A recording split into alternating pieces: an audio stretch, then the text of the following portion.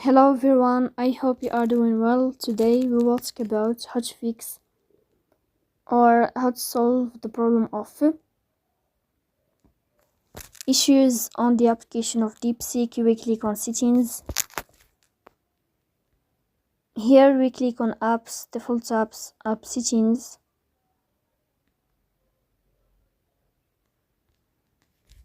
And above here you will search about DeepSeek and you will click.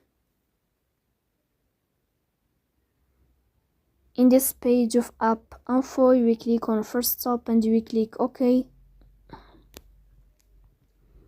Then you will enter to the window of storage. And here we click on clear cache. Then we go to Play Store and then we will update your app.